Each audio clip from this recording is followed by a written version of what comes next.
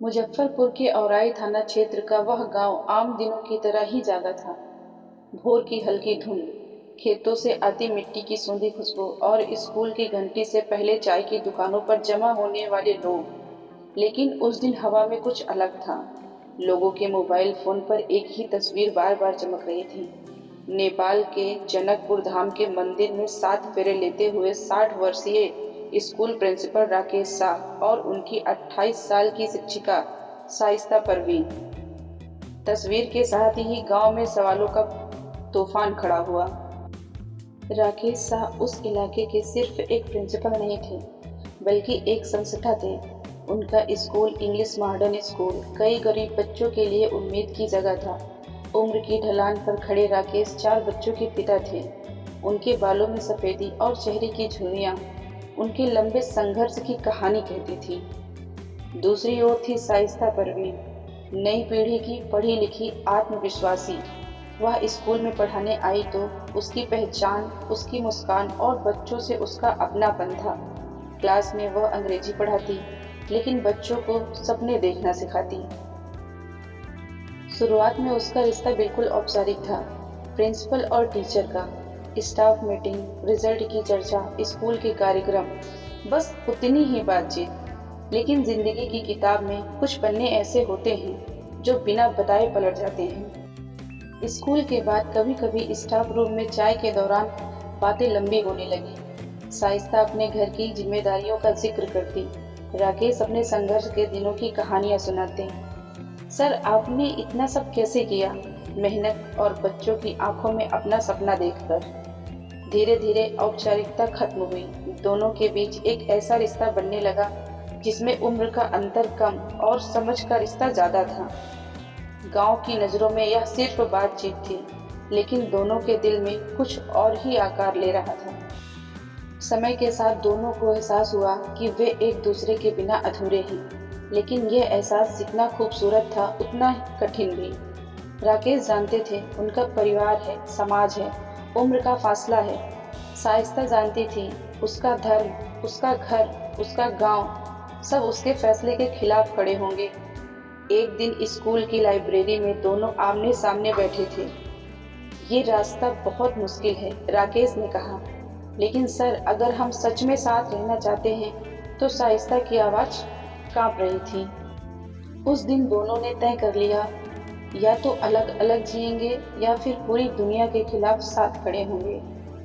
18 फरवरी की सुबह शाइस्ता घर से स्कूल के लिए निकली। वही रोज वाला समय, 8:44 पर। लेकिन उस दिन वह स्कूल नहीं पहुंची। दोपहर तक घर में बेचैनी फैल गई। फोन बंद था। शाम होते होते खबर आई, राकेश शाह भी स्कूल से गायब हैं। और रात तक सोशल मीडिया पर वह तस्वीर आ गई, नेपाल के जनकपुर धाम में शादी करते हुए दोनों। तस्वीर ने गांव को 2 हिस्सों में बांट दिया।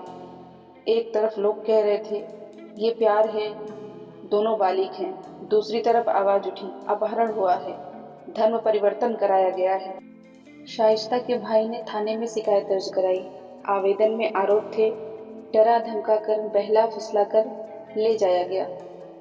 गांव की गलियों में पुलिस गश्त बढ़ गई। चौक चौराहों पर लोग सिर्फ इसी मामले की बात कर रहे थे। तनाव के बीच एक वीडियो सामने आया। शाइस्ता कैमरे के सामने बैठी थी, साड़ी में, मांग में सिंदूर। मैंने अपनी मर्जी से शादी की है, मैं सुरक्षित हूँ, सर पर कोई झूठा आरोप न लगाया जाए। उसकी आवाज में डर कम और दृढ़ता ज्यादा थी। वीडियो ने आग को और भड़का दिया। अब यह सिर्फ एक शादी नहीं थी, यह इज्जत, धर्म, उम्र और समाज के बीच की लड़ाई बन चुकी थी। इस पूरे घटनाक्रम में राकेश शाह का कोई बयान सामने नहीं आया, लेकिन जो लोग उन्हें जानते थे कहते थे वो ऐसा कदम बिना सोचे समझे नहीं उठा सकते हैं। उनकी जिंदगी का बड़ा हिस्सा दूसरों के फैसले लेने में ज़्यादा था। पहली बार उन्होंने अपने लिए फैसला किया था। नेपाल के जनकपुर धाम में उस रात मंदिर के बाहर हल्की रोशनी थी। पंडित मंत्र पढ़ रहा था। 7 फेरे के समय शाइस्ता ने एक बार राकेश की ओर देखा। डर तो नहीं लग रहा है जब तुम साथ हो? नहीं।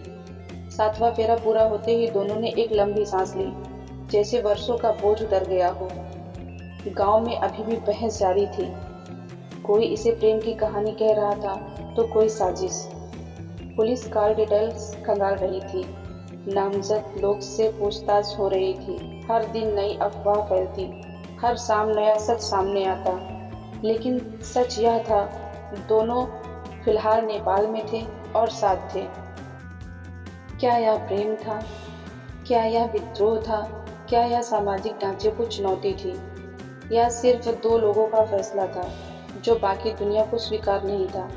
जनकपुर के मंदिर की सीढ़ियों पर बैठे हुए राकेश ने कहा, अब आगे क्या होगा? साइस्ता मुस्कुराई, जो भी होगा साथ होगा। उनके पीछे मंदिर की घंटियां बज रही थी। सामने एक अनजान भविष्य था। गांव में अभी भी तनाव था, पुलिस थी, आरोप थे, आंसू थे।